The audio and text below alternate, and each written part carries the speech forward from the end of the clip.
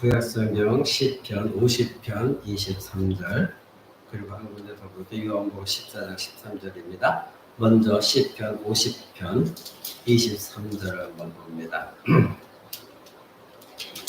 찾으신 줄알고 제가 읽어드립니다. 감사로 제사를 드리는 자가 나를 영화롭게 하나니 그 행위를 옳게 하는 자에게 내가 하나님의 구원을 보이리라. 아멘. 그리고 요한복음 14장 13절입니다. 요한복음 14장 13절 제가 읽어드립니다. 너희가 내 이름으로 무엇을 구하든지 내가 시행하리니 이는 아버지로 하여금 아들을 인하여 영광을 얻으시게 하려 함이라. 아멘. 이제 우리 계속해서 우리 영적 성장을 위해서는 먼저 하나님을 영화롭게 해야 된다. 이것에 대해서 말씀을 나누고 있는데 오늘은 5번째 시간으로 찬양과 기도로 하나님께 영광을 돌려라. 이 말씀을 가지고 함께 나누고자 합니다. 우리가 영적으로 성장하기 위해서는 하나님을 영화롭게 하는 그런 신앙이 있어야 되는데 첫 번째로는 주 예수를 주라 시인하는 것이다. 그리고 두 번째로는 주님의 가르침에 순종하는 것이다. 그리고 세 번째는 우리의 죄를 고백하는 것이고 그리고 네 번째로는 열매를 맺는 것이다. 이렇게 지난주 시간까지 말씀드렸습니다. 그리고 오늘 이제 5번째로는 하나님을 영화롭게 하는 것은 하나님을 찬양하는 것이다. 그리고 하나님께 기도하는 것이다. 이것에 대해서 말씀을 드리고자 합니다.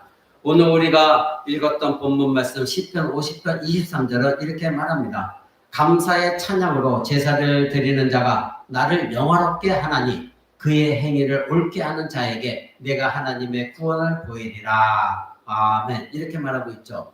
거기에 우리 한국 말로 번역할 때는 감사로 제사를 드리는 자 이렇게만 나오는데 원래 본문으로 보면 감사의 찬양, 감사의 찬양으로 제사를 드리는 자 이것이 정확한 번역입니다.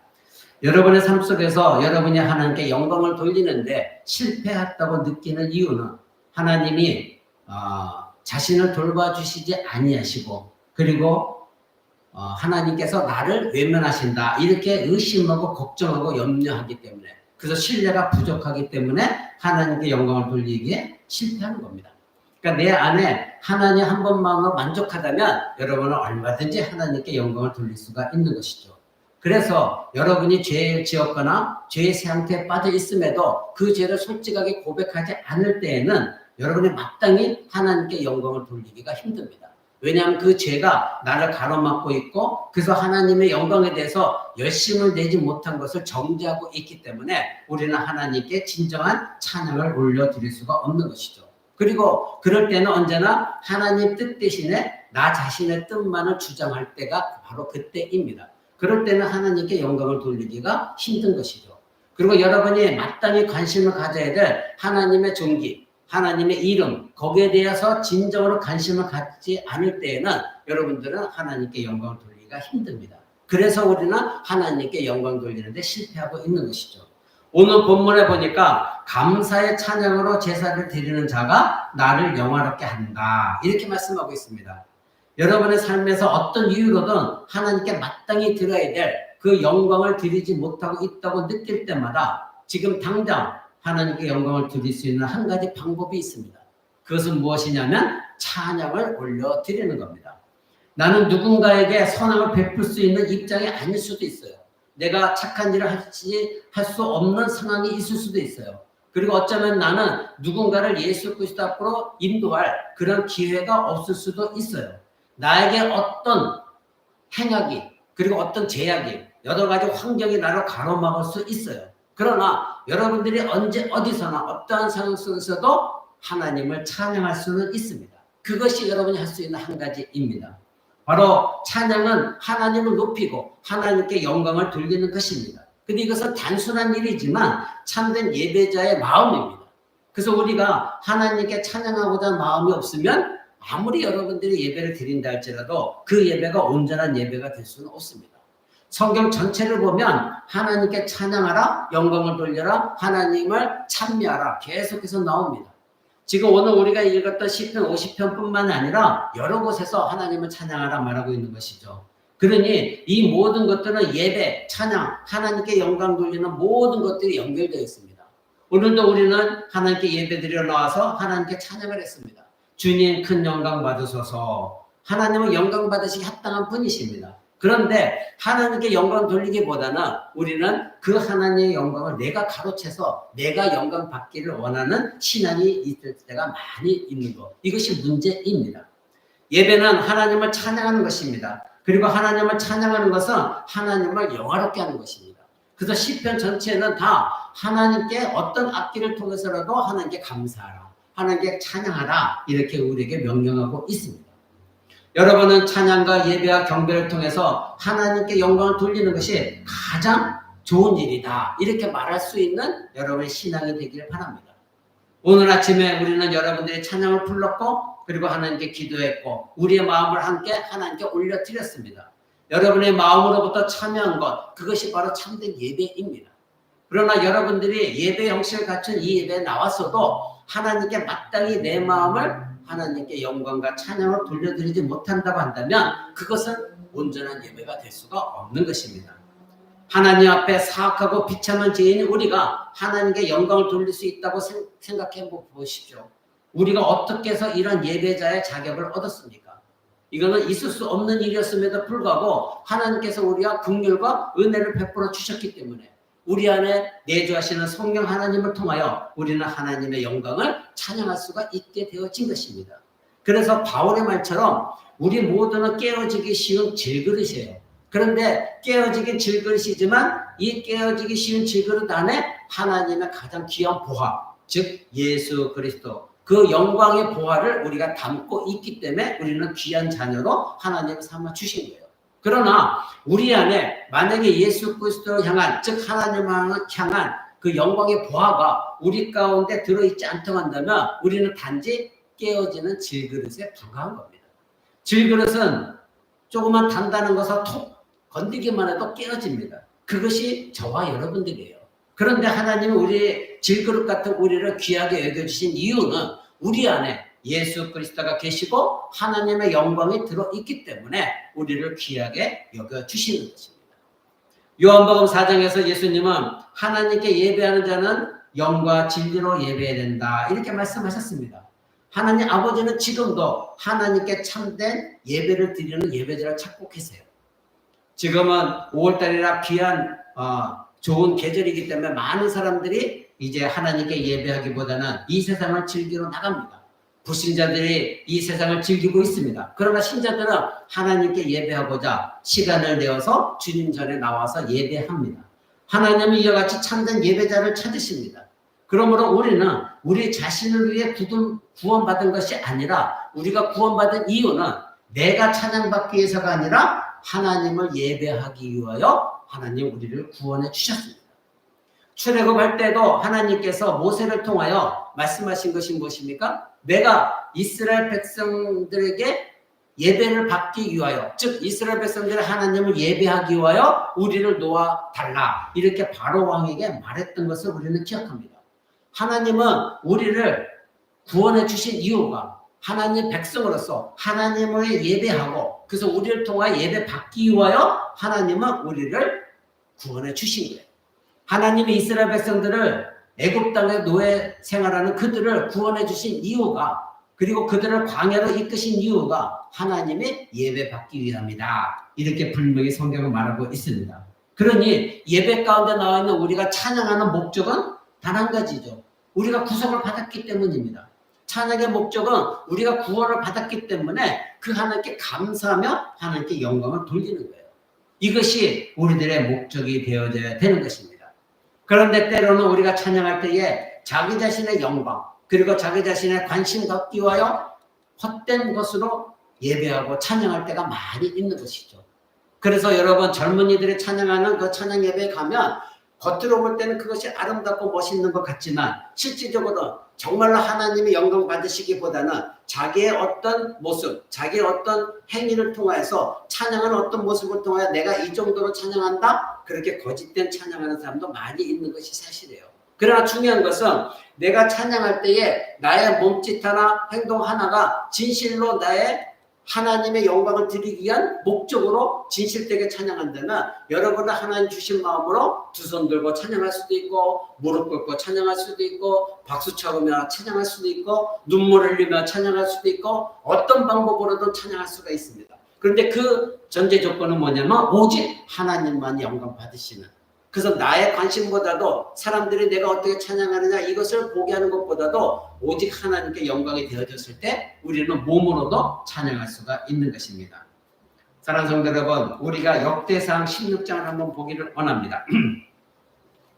역대상 16장, 제가 가진 성경은 구약성경 634쪽에 있습니다. 역대상 16장 23절에서 29절까지 길지만 제가 한번 읽어드립니다. 구약성경 634쪽입니다. 온 땅이여 여호와께 노래하며 그 구원을 날마다 선포할지어다. 그 영광을 열방 중에 그 기이한 행적을 만민 중에 선포할지어다. 여호와는 광대하시니 극진히 찬양할 것이요 모든 신보다 경외할 것이며 만방의 모든 신은 헛것이요 여호와께서는 하늘을 지으셨음이로다. 존귀와 위엄이 그 앞에 있으며 능력과 즐거움이 그 처소에 있도다.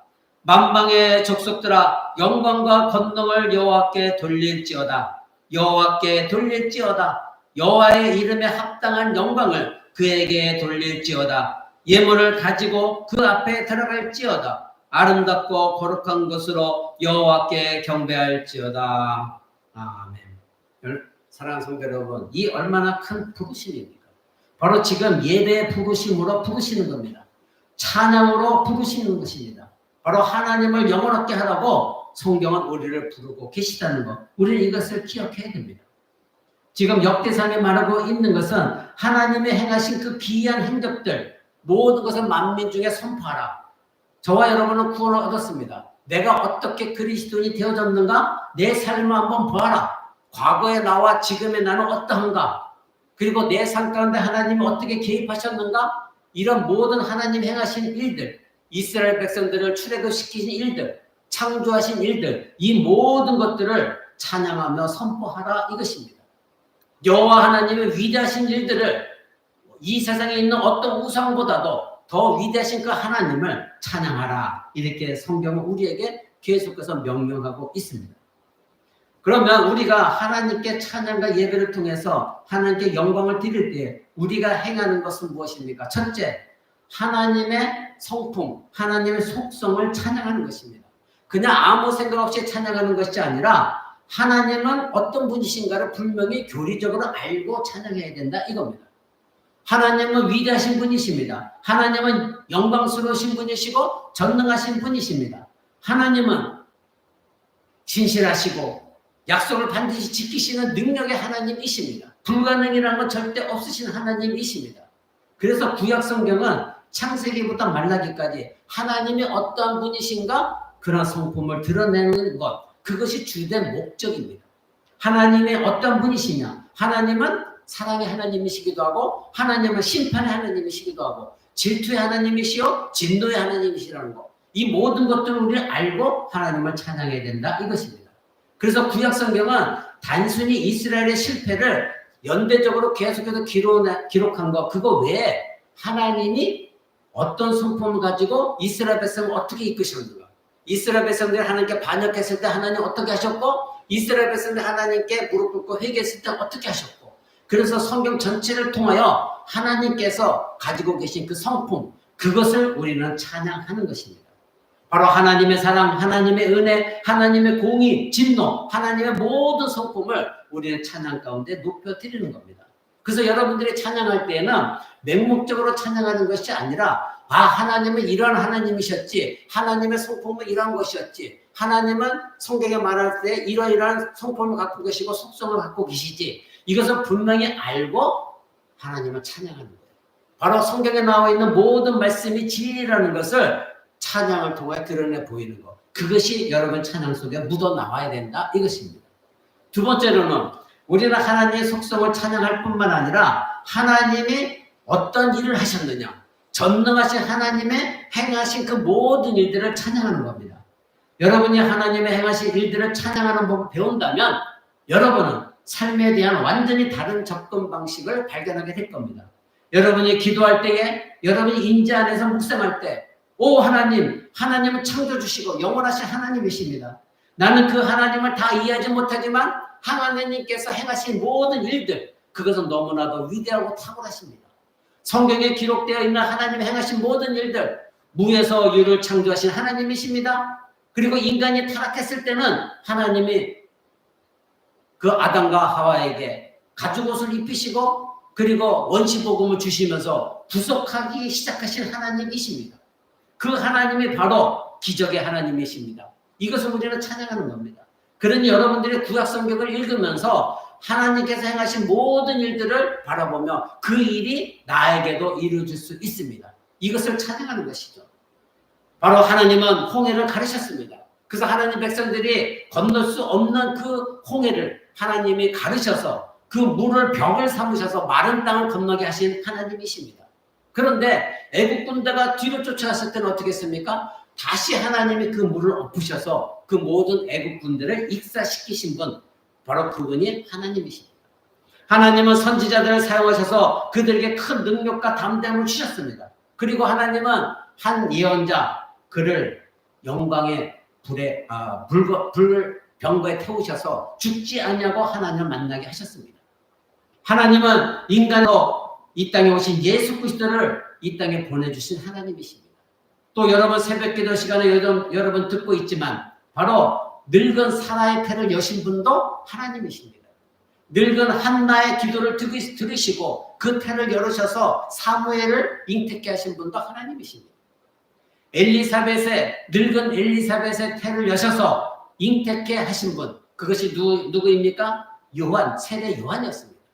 또 마리아, 동정녀 마리아, 결혼도 하지 않은 마리아에게 예수 그리스도를 능력으로 잉태케 하신 분도 하나님이십니다. 그러니 하나님은 능치 못할 일이 없으신 그 하나님이십니다. 그 하나님께서 병자를 고치셨고 죽은 자도 살리셨습니다. 그리고 하나님은 우리를 구원해 주신 구속에 전능하신 하나님이십니다. 그러니 여러분 이 모든 것들, 성경에 나와 있는 이 모든 것들을 기억하시면서 하나님이 이러한 일을 행하셨구나, 이것을 찬양하는 거예요. 그랬을 때에 여러분의 뒤를 돌아보면서 여러분들은 지금 내가 만족한 대로 하나님이 행해 주시지 않았다 이렇게 생각할지 모르나, 그러나 가장 큰 일을 행하신 것은 여러분의 구원입니다. 여러분을 구속하신 것입니다. 그리고 하나님은 여러분이 느끼지 못하지만 세세하게 여러분을 순간순간 도우셨다는 것, 여러분 이것을 인정하셔야 됩니다. 그것을 기억할 때마다 여러분은 하나님께 감사하면서 찬양할 수가 있는 겁니다. 그럴 때에 하나님의 행하신 능력을 찬양하게 되어지면 여러분들의 관점은, 여러분의 영적 성장은 매우 달라지게 될 것입니다. 여러분이 자신에게 보이는 것이 모든 것이 문제거리라고 한다면 여러분의 신앙에는 문제가 있는 거예요. 그러나 하나님이 내게 행하신 모든 일들, 하나님이 나를 구원하셨고 그리고 하나님의 자그마하지만 이 모든 것들이 이 일들이 많았음에도 불구하고 나에게 보여지는 모든 것들이 문제거리라고 한다면 여러분의 신앙은 지금 문제에 빠져 있는 겁니다. 그러나 만약 여러분이 보는 모든 것이 여러분이 믿고 섬기는 하나님이라고 한다면, 그러면 여러분에게는 하나님이 누구시기 때문에, 즉 전능하신 하나님이기 때문에 여러분이 지금 닥치고 있는 모든 문제는 사라지게 될 겁니다. 그리고 그 문제는 여러분을 계속해서 짓누르지 않을 거예요.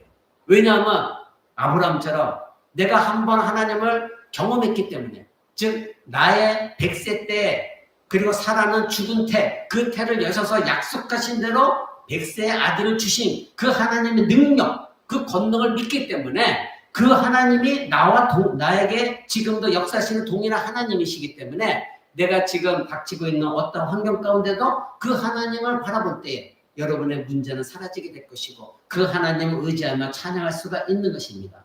그래서 여러분들이 하나님의 속성을 찬양하는 것이고 하나님이 이미 베푸신 모든 일에 찬양하는 것, 이것이 여러분의 찬양이 되어줄 때 그것은 하나님께 영광을 돌리는 것입니다. 세 번째로는 여러분이 하나님께 찬양할 때 어떤 때입니까? 감사할 때입니다. 하나님을 찬양하는 것은 하나님께서 여러분에게 행하신 모든 일에 감사하는 거예요. 우리는 지금 감사가 사라진 시대에 살고 있습니다. 그 이유는 지금은 너무나도 풍족해요. 여러분의 자녀들도 풍족하게 살고 있습니다. 여러분들이 자라났던 세대와 지금의 세대를 한번 보십시오. 너무나도 풍족합니다. 그리고 과도하게 탐닉하고 있는 시대가 지금 이 시대입니다. 너무나 많은 것을 가지고 있기 때문에 어떤 의미에서는 하나님께 감사하는 이유, 감사할 수 있는 능력 다 상실해 버렸어요. 여러분의 자녀도 조금만 뭐가 부족하다면 여러분 바로 채워줍니다. 그렇죠? 모든 것이 조금 필요하다면 참고 인내하고 하나님께 한번 기도해봐. 이렇게 여러분들이 가르치는 것이 아니라 그 자리에서 바로 그것을 채워줍니다. 그러니까 여러분의 자녀들에게는 감사가 없어요. 왜? 모든 것을 바로바로 채워지니까. 그러나 우리가 살았던 시대는 힘들고 어려운 시대에 우린 견뎌왔습니다.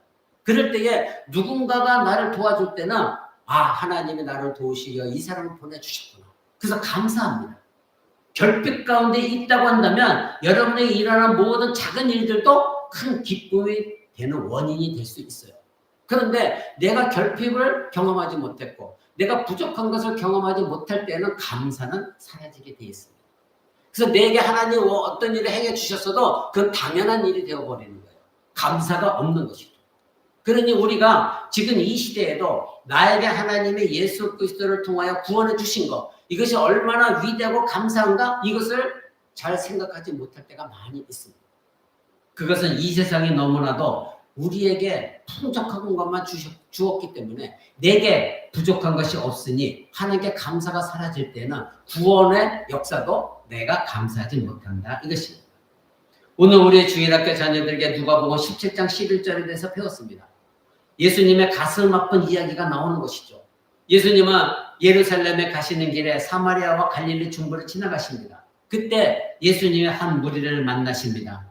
한 마을에 들어갔을 때에 나병 환자 10명이 예수님을 멀리 서서 바라보고 외칩니다. 예수님이여, 우리를 긍휼히 여기소서.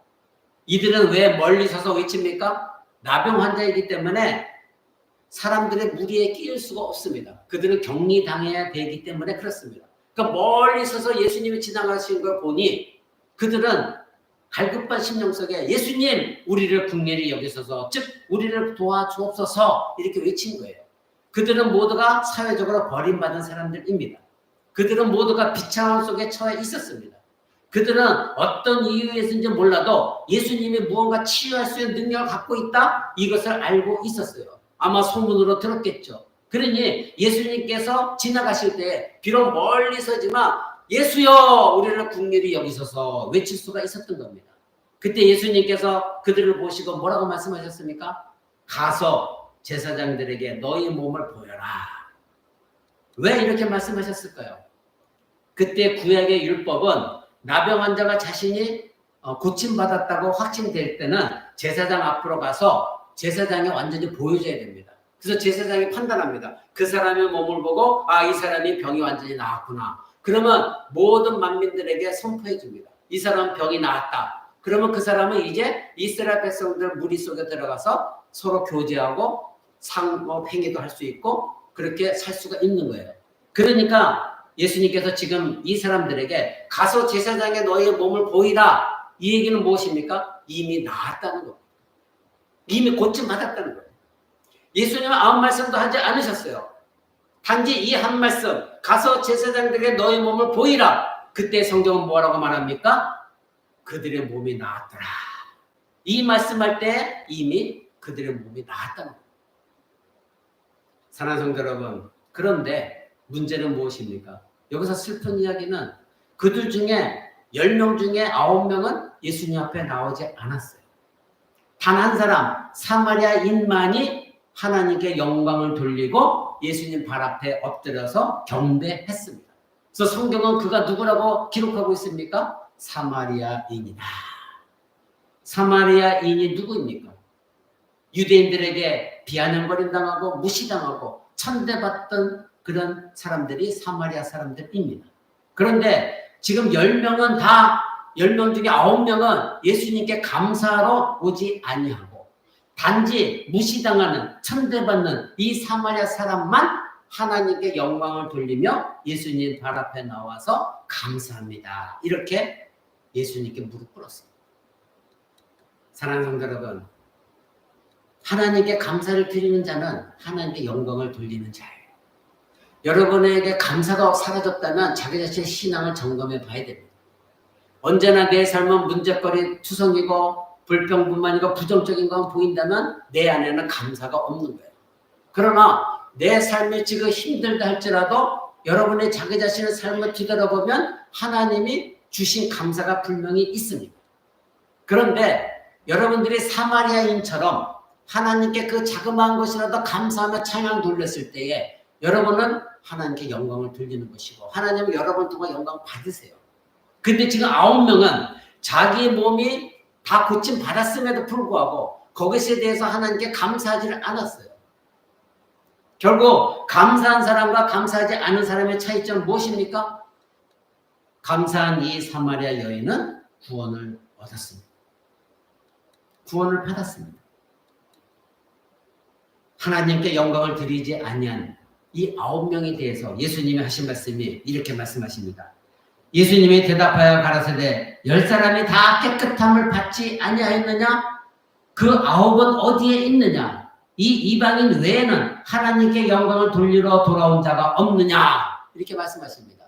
자, 여기서 보시면 9은 어디에 있느냐? 이 이방인 외에는 이렇게 말씀하셨기 때문에 9명은 누구입니까? 유대인이에요. 즉 하나님을 믿고 섬기고 영광을 돌리고 그리고 하나님 율법대로 행하고 있다고 하는 이 유대인들, 그들은 하나님께 이와 같이 고침을 받았음에도 불구하고 예수님 앞에 나오지 않았다는 겁니다. 하나님께 영광조차 돌리지 않았다는 겁니다. 그런데 이 이방인, 같은 원래 민족이었으나 이 이방인 취급을 당하고 천대받는 이 사마리아 사람 외에는 하나님께 영광을 돌리러 온 자가 없다. 이렇게 예수님 말씀하셨습니다. 사랑하는 성도 여러분, 그리고 나서 예수님이 말씀하시기를 일어나 가라, 너의 믿음이 너를 구원하였다. 이 사마리아 사람들에게 이 말씀을 하셨습니다. 이것은 육체적인 치유를 말씀하시는 거 아니에요. 이미 나병 환자이기 때문에 고침 받았어요. 성경은 이미 말하고 있거든요. 고침 받았다. 그럼 이것은 무엇을 얘기하는 겁니까? 구원을 얻은 것이다. 오직 한 사람만이 구속을 받은 것입니다. 바로 이 사마리아 사람은 자신의 치유받은 것에 대해서 하나님께 감사하는 마음을 가지고 영광을 돌렸기 때문에 구속의 은혜를 누리게 된 것입니다. 사랑하는 성도 여러분, 여러분은 어떠합니까? 이미 받은 감사할 수 있는 일들이 많음에도 불구하고 다른 사람과 비교했을 때 여전히 결핍함을 느끼고 그래서 감사가 사라져버리고 하나님께 영광을 드리지 못하고 있지는 않습니까? 여러분은 진정 여러분의 삶을 통하여 하나님께 영광을 돌리는 삶을 살고 싶으십니까? 그렇다면 여러분이 먼저 받은 것에 감사하셔야 돼요. 먼저 구원받은 것에 감사하셔야 됩니다. 지금도 먹고 살고 있는 것에 감사하셔야 됩니다. 옷 입고 다니고 잠자고 있는 집이 있는 것에 감사하셔야 됩니다. 건강 주신 것에 감사해야 됩니다. 결핍방 가운데 있다 해도 이미 베풀어 주신 그 은혜에 감사할 수 있는 내용은 차고 넘칩니다. 그런데 우리가 감사하지 못해요. 그러니 하나님께 찬양할 수도 없는 것이고 그러니 하나님께 영광을 돌릴 수가 없는 거예요. 내 입으로는 여전히 불평과 불만 있고 부정적인 이야기만 나오니 그 입으로 어떻게 하나님께 감사합니다. 그리고 어떻게 하나님께 찬양하며 하나님께 영광을 돌릴 수가 있느냐 이것입니다. 마치 나머지 9명의 나병 환자들처럼 이 사람들은 어떤 사람입니까? 이기적인 사람들이에요. 자기 자신의 문제 해결에만 예수님 앞으로 나왔던 것이죠. 그리고 문제 해결 받았다면 감사하고 하나님께 영광을 돌리고 찬양하며 예수님을 따라야 되는데 이 9은 이기적인 사람이었기 때문에 자기의 문제만 해결받고 감사는커녕 예수님께 오지도 않았고 하나님께 영광도 돌리지 않은 배은망덕한 사람들이 된 것입니다. 사랑하는 성도 여러분, 왜 감사가 없을까요? 바울 선생은 우리에게 너희는 범사에 감사하라고 했는데 여러분에게서 감사가 사라졌다면 여러분의 신앙을 점검해 보셔야 됩니다. 나는 지금 올바른 신앙을 갖고 있는가? 나는 지금 하나님께 바로 서 있는가? 나는 지금 부정적인 사람인가? 아니면 하나님 앞에 날마다 찬양하고 감사하며 하나님 지금 내가 결핍감 가운데 있다 할지라도 하나님 베푸신 은혜는 너무나 감사합니다. 이런 마음을 갖고 있는 거예요. 여러분이 그렇다고 한다면 하나님께 감사하는 법을 배우셔야 돼요. 내 안에 여전히 결핍한 것만 계속해서 눈에 보인다면 여러분은 성경을 통하여 감사하고 찬양하는 법을 배우셔야 돼요. 하나님은 그런 사람들에게 더욱더 은혜를 베풀어 주십니다. 그래서 여러분이 입을 열 때마다 부정적인 것이 아니라 이제는 하나님께 감사합니다. 하나님 영광 받으시 합당합니다. 지금 내 삶은 비록 힘들고 어렵다 할지라도 그래도 나는 건강함을 갖고 있습니다. 나는 그래도 먹고 살고 있습니다. 나는 그래도 거할 수 있는 집이 있습니다. 그리고 무엇보다도 나를 구원해 주신 하나님. 지금 나의 이 상황을 어떻게 하나님이 역전시킬지 나는 모르지만 하나님께서 분명히 어떤 일을 행하실 것입니다. 그러기에 그날이 올 때까지 계속해서 나는 찬양할 것입니다. 이런 사람들이 하나님께 영광을 돌리는 겁니다. 하나님께 감사하는 것을 망각하면 매사가 우리는 부정적일 수밖에 없습니다. 그래서 부정적인 사람들과 함께 있는 것을 여러분들이 피하셔야 돼요. 여러분들이 누군가가 여러분 주위에 매사에 감사도 없고 부정적인 생각과 부정적인 말하는 사람들이 있다고 한다면 여러분들 그 사람 때문에 혼란이 와요. 혼동이 오기 시작해요. 그래서 그 사람들과 함께 있다고 한다면 또 공동체 안에 그런 사람이 있다고 한다면 공동체는 부패하기 시작합니다. 한 사람이 불평, 불만을 늘어놓기 시작하면 전염병처럼 확 퍼지게 되어 있어요. 그래서 교회 안에서도 절대적으로 교회의 어떤 일에 대해 불평, 불만을 늘어나서는 안 되는 겁니다. 미국의 어떤 사업가는 이렇게 말합니다. 만약에 회사에 부정적인 사람이 있다고 한다면 그를 해고하라. 근데 만약에 해고할 수가 없다고 한다면 직장에서 일하지 말고 그냥 집에서 일해라. 그리고 월급을 줘라. 그래서 그 사람이 조직 안에 들어오지 못하게 하는 것이 회사를 위하는 길이다. 이렇게까지 말하는 사람이 있어요. 교회 공동체도 통일합니다.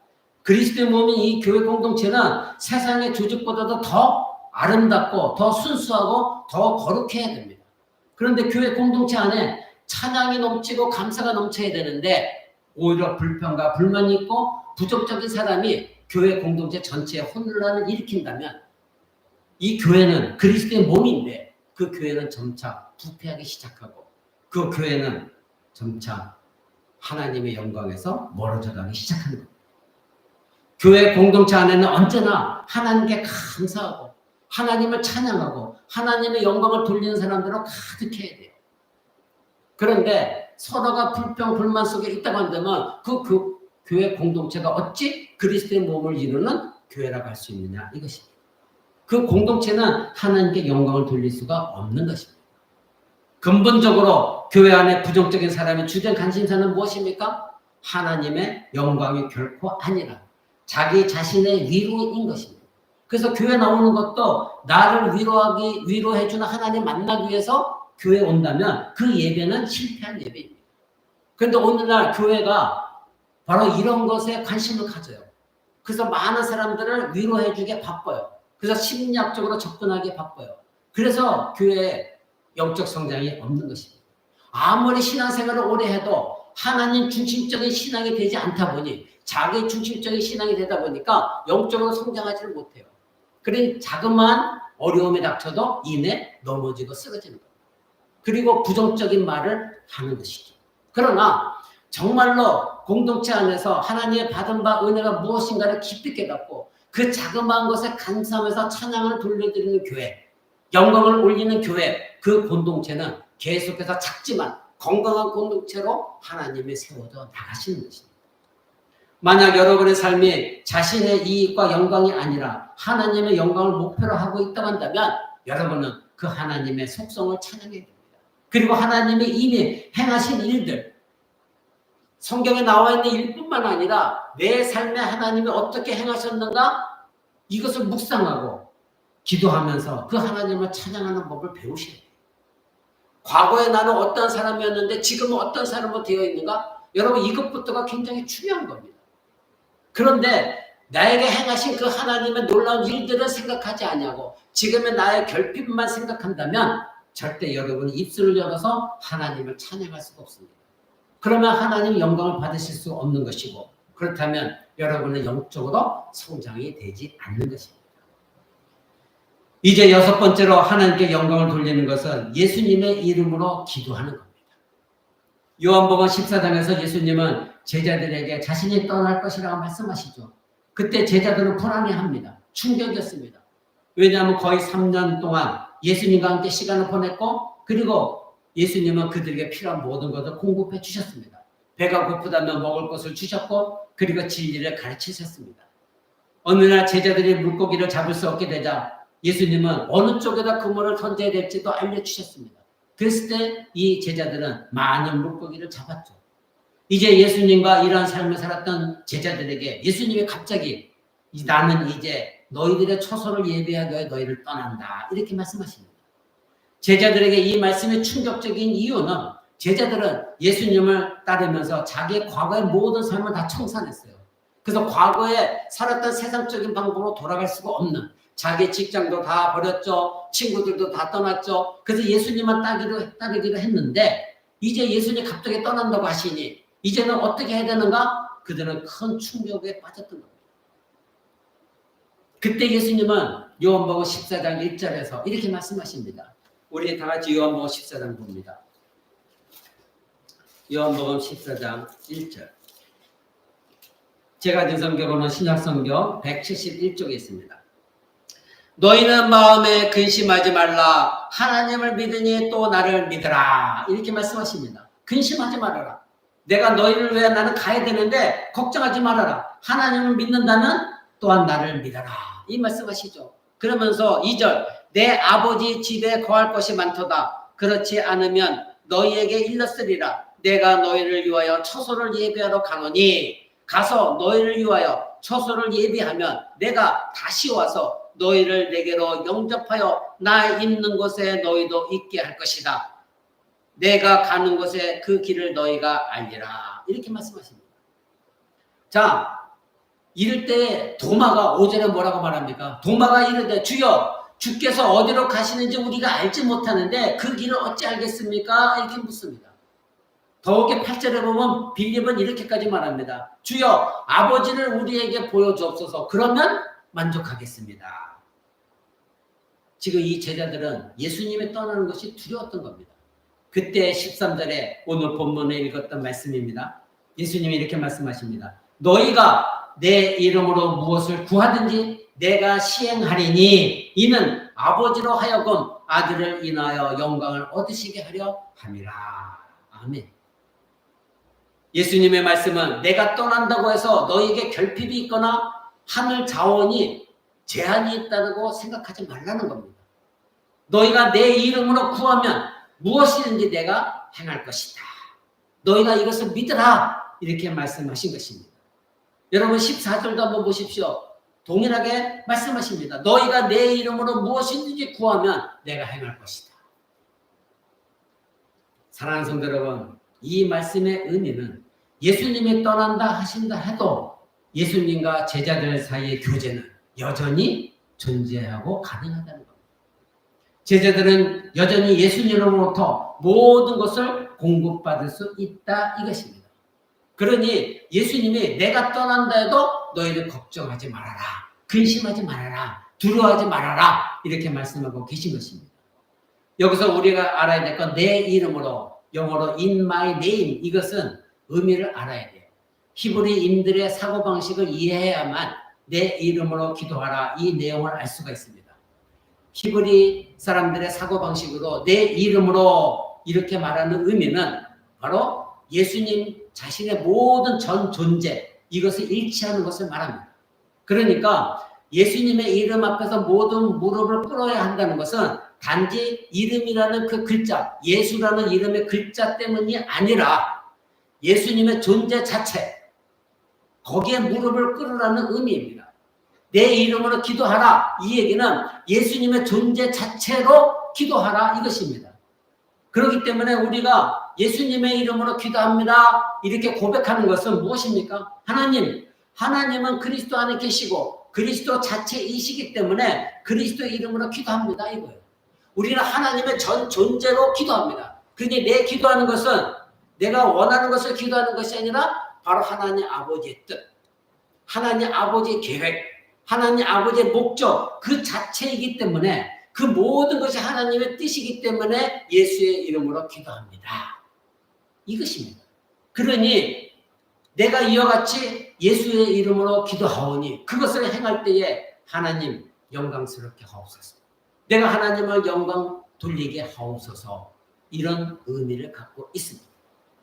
그러니 우리가 예수의 이름으로 하는 모든 기도는 예수님의 공로에 의지하여 기도한다는 것을 의미하는 거예요. 이는 우리에게는 하나님의 인자 앞에 가져올 공로가 아무것도 없기 때문에 내가 하나님께 무엇을 했습니다. 그것은 예수 그리스도께서 나를 구원하신 공로에 비하면 아무것도 아닙니다. 그러니 우리는 나의 공로를 가지고 하나님께 나아갈 수가 없기 때문에 예수 그리스도의 이름으로 나가는 이유가 예수님이 내게 행하신 그 모든 것을 가지고 예수님 앞에, 하나님 앞에 나아가서 나는 그리스도와 연합된 사람입니다. 나는 구원 얻은 사람입니다. 그리고 그러기 때문에 예수 그리스도의 목적, 예수 그리스도의 뜻, 예수 그리스도께서 행하신 모든 일들, 그것을 통하여 기도합니다.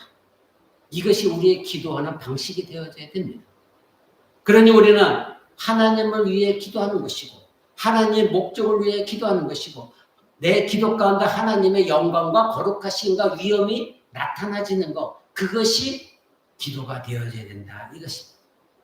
그래서 우리가 기도할 때에 주님, 이것이 주님이 원하시는 것이라고 한다면 이것이 예수님의 이름과 일치하고 그리고 예수님의 뜻과 일치한다고 한다면 하나님의 계획과 일치한다면 이것을 행하여 주옵소서. 이렇게 기도하는 거예요. 그런데 오늘날 조국교회에서는 은사주의자나 기복신앙을 가진 교회에서 가르치는 거는 봐라, 예수님의 이름으로만 기도하면 다 시행한다고 하지 않았느냐. 맞지만 겉모습, 수박 겉핥기식의 가르침이에요. 내 이름으로 기도할 때에 그 내 이름으로라고 하는 의미 자체가 무엇인가를 가르쳐주지 않는 것이죠. 여러분은 이미 지금 배웠습니다. 내가 기도하는 모든 것들이 예수님의 전 존재입니다. 예수님의 이름으로 기도하는 모든 것들이 그래서 예수님의 뜻, 예수님의 계획, 예수님의 목적, 예수님이 행하신 모든 것들이 이루어지기를 원합니다. 그런 기도가 되었을 때에 하나님이 그 일을 행하신다.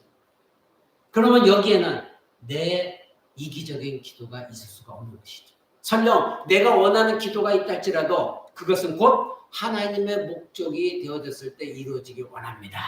이런 기도가 됩니다. 여러분의 자녀를 위해서 기도할 때도 내가 지금 자녀를 위해서 기도하는 이 모든 것들이 우리 쪽 예수 그리스도의 목적이기 때문에 예수님의 뜻이기 때문에 하나님의 영광이 드러나는 것이기 때문에 하나님 이 일이 이루어지기 원합니다. 이런 기도를 해야 된다 이것입니다. 그래서 13절에서 예수님은 예수님의 이름으로 기도하는 목적에 대해서 이렇게 말씀하십니다. 너희가 내 이름으로 무엇을 구하면 내가 그것을 시행하겠다. 여러분 이 말씀을 잘 보십시오. 여러분들의 예수 그리스도의 이름으로 무엇을 구하든 예수님이 시행하시겠다는데 하나님의 뜻과 관계없이 예수님의 뜻과 관계없이 여러분의 이익과 사익 때문에 기도하는 것 그것까지도 예수님이 내가 시행하겠다. 그 말씀의 의미가 아니라는 것. 여러분 이것을 알 수 있지 않습니까? 바로 기복신앙이 말하는 너희가 원하는 모든 것을 얻기 위해서가 아니라는 것. 여러분은 이미 이것을 알고 있습니다. 예수님의 말씀은 아버지로 하여금 무엇 때문에? 아들로 인하여 영광을 얻으시게 하시고자 여러분의 기도에 응답하신다. 이것입니다. 결국 우리가 예수님의 이름으로 기도합니다. 이 의미는 무엇입니까? 아들, 예수 안에서 하나님이 여러분의 기도를 통하여 영광을 받으시기 위하여. 그런 여러분들이 기도하는 것 자체가 무엇이 되어야 됩니까? 내가 비록 나의 원하는 것을 기도하지만 이것이 나의 영광과 나의 유익이 아니라 하나님의 영광과 하나님의 목적에 부합되어지는 것을 기도했을 때 하나님은 그 기도를 응답해 주시고 하나님의 영광을 받으신다. 이것입니다. 그래서 예수의 이름으로 그렇게 기도하는 모든 것들은 하나님이 들어주십니다. 응답해 주십니다. 그러면서 하나님 영광을 받으시는 거예요. 그랬을 때 많은 사람들이 하나님이 이렇게 살아 역사하시며 이런 일들을 행하셨구나. 이것을 통하여 하나님 영광 받으시고 이것을 통하여 감사와 찬양을 올려드렸을 때 하나님이 기뻐하시는 일들이 일어나는 거예요. 그래서 우리는 기도가 바뀌어야 돼요. 먼저 나에게 급한 것이 있지만 이것이 하나님의 영광이 되어지고 이것이 하나님의 뜻과 계획 속에 이루어지길 원합니다. 그것이 바로 예수님의 이름으로 기도합니다. 이거예요. 예수님의 전 존재에 의지하여서 기도합니다. 여러분이 대화 가운데 여러분 대화하는 사람과 그 제3자가 있지 않을 때 그 사람을 얘기할 때 뭐라고 합니까? 누구누구 이름을 대잖아요. 그러면 그것은 무엇을 얘기합니까? 이름만으로 끝나는 겁니까? 아니잖아요. 지금 이 자리에 없는 그 사람의 전 인격, 그 사람이 살아온 모든 것, 그 사람의 존재 자체를 말하는 거잖아요. 마찬가지로 우리가 예수 이름으로 기도한다 할 때는 그 이름 세 글자 있는 예수님이라는 세 글자가 아니라 그 예수님이라는 전 존재, 그래서 예수님의 인격, 예수님의 행하신 것, 예수님의 목적, 뜻, 계획, 이 모든 것을 위해서 기도합니다. 이것이 바로 예수님의 이름으로 기도한다는 의미입니다. 이제 여러분은 왜 기도해야 되는지 알게 되었습니다. 여러분은 하나님께서 여러분의 기도에 대한 응답으로 하나님 자신의 영광을 위하여 그 기도 가운데 자신을 드러내십니다. 어떤 방식으로? 첫째, 여러분이 기도할 때 여러분의 마음을 바꾸십니다. 두 번째로, 여러분에게 응답하심으로 하나님의 영광을 드러내십니다. 사랑하는 성도 여러분, 기도의 요점은 여러분이 주님께 응답해 주시기를 간구하는 것이에요. 그리고 주님께서 응답하시는 것을 볼 때 여러분은 그 응답에 대해서 하나님을 찬양하고 영광을 돌리는 겁니다. 기도는 단순히 하나님의 목적이 펼쳐지는 것에 나 자신을 맞추는 거예요. 내 목적을 이루기 위해서 나무 뿌리를 뽑아가면서 기도하는 것이 아니라 하나님의 목적, 그것을 펼쳐지는 것에 나 자신을 맞춰 나가면서 하나님 나를 통하여 하나님의 행하실 것들을 이루어지기를 원합니다. 이런 기도가 되어졌을 때 여러분은 그 응답이 되어지면서 하나님의 영광을 드릴 수가 있는 겁니다. 하나님께 찬양을 드릴 수가 있는 것입니다. 그래서 예수님은 내 이름으로 기도할 때에 내가 모든 것을 시행하겠다. 내가 응답하겠다.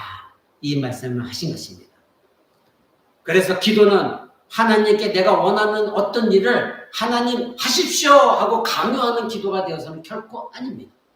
그래서 하나님 인격을 모독하는 겁니다. 내가 하나님 위에 있게 되어지는 거예요.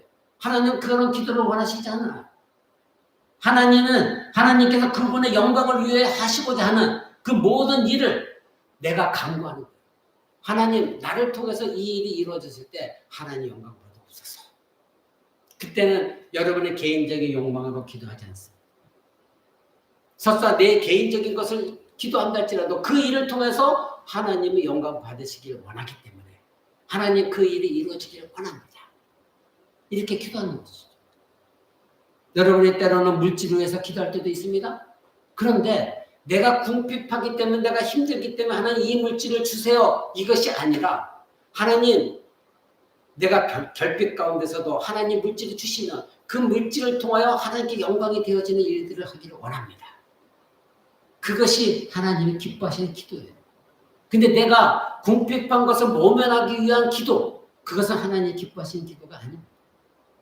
그래서 여러분들이 정말 내가 살았다 가부처럼 하나님 내가 주님께 더 바칠 것이 아무것도 없어요. 근데 나는 주님께 바칠 것을 원합니다. 내가 동전 한 입만 있어도 하나님께 드릴 것인데 그것이 없습니다. 하나님 나도 주님께 무언가를 바치고 싶습니다. 내게 지금 가진 것이 없습니다. 그럴 때 하나님은 여러분의 기도를 응답하십니다. 왜요? 그것이 곧 하나님이 원하시는 기도이기 때문에 그렇습니다. 그런데 그렇게 기도해서 하나님이 채워주셨어요.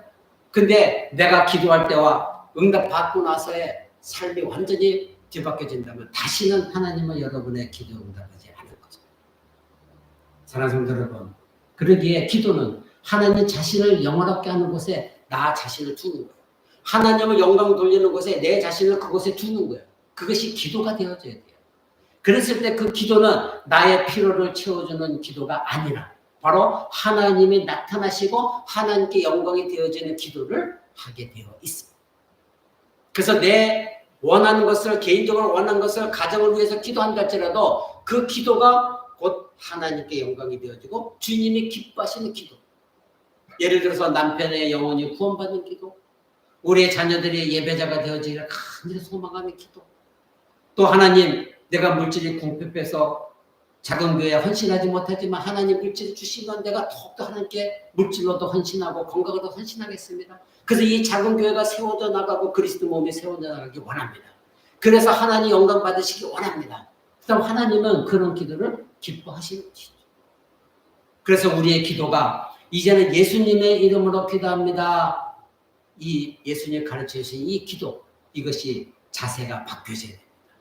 우리의 마음이 지금까지는 내 욕구를 채우는 기도였다고 한다면 이제부터는 예수님의 전 존재, 전 존재, 예수님의 뜻, 계획, 목적, 그것을 위해서 기도하는 기도로 바뀌었을 때에 하나님은 여러분의 기도를 통하여 그 기도에 응답하시며 하나님의 영광을 받으시는 것.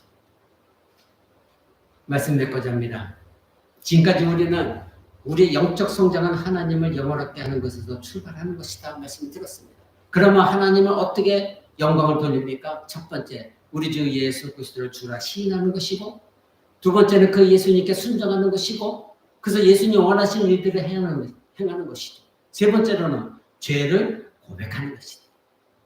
네 번째는 하나님의 신실하심을 믿고 열매를 맺어가야 된다. 지난 시간 말씀드렸습니다.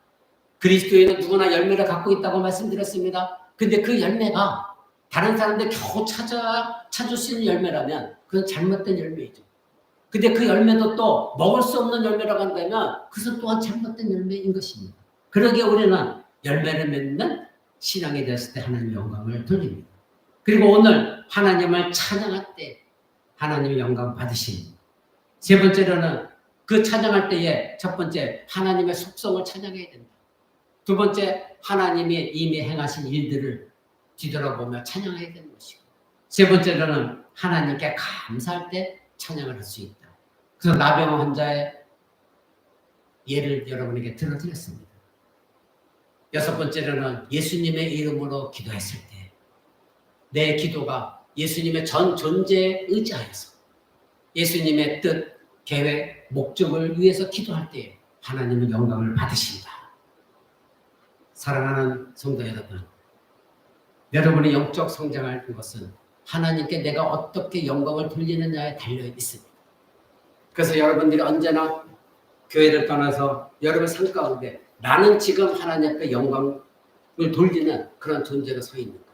나는 지금 내가 말하고 생각하고 행동하는 것이 하나님께서 보실 때 기뻐하시고 영광을 받으시는 것인가? 내가 찬양하고 예배하고 기도할 때 하나님이 과연 이것을 영광스럽게 받아주시는 것인가? 여러분 이것을 깊이 심사숙고하셔야 됩니다. 그리고 여러분의 감사가 없다고 한다면 이미 여러분 안에서 행하신 하나님의 일들을 뒤돌아보며 감사하시기 바랍니다. 그리고 하나님이 어떤 분이신가? 그것을 또한 생각하면서 하나님께 감사하시기 바랍니다. 그리고 그 하나님을 높이시기 바랍니다. 그랬을 때 여러분들이 예수님의 이름으로 기도하는 모든 기도를 통하여 하나님의 영광을 받으십니다. 그러나 우리 모두 포럼되어 성도가 되시기를 주 예수 그리스도의 이름으로 축원을 드립니다. 우리 다 같이